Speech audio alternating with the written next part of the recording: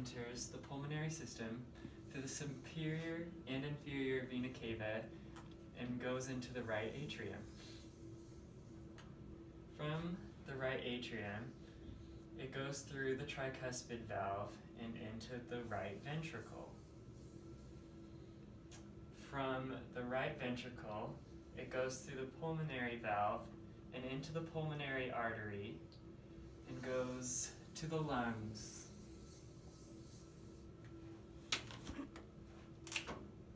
From the lungs, it goes through the pulmonary veins and into the left atrium. From the left atrium, it goes through the bicuspid valve and into the left ventricle. And from the left ventricle, it goes through the aortic valve into the ascending aorta and into the circulatory system.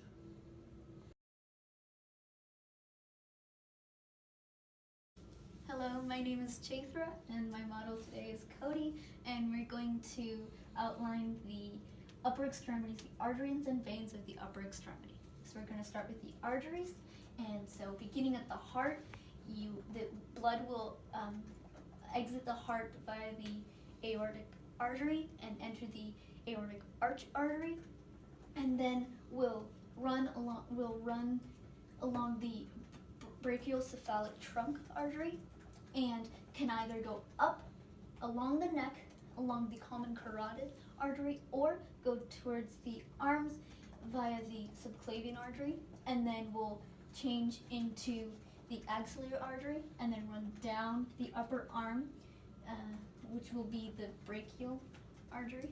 And then at the forearm, it will split into two arteries. The radial one will be the radial artery, and then the ulnar side will be the ulnar artery. Then for the veins, you start with the forearm, and so the radial side would be your cephalic vein, ulnar side will be your basilic, and they'll connect up near the elbow, and that will be called the mediocubital vein.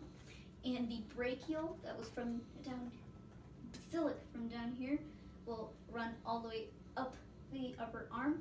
There's another vein called the brachial vein, which isn't connected to the medial down here, but does eventually link up with the basilic.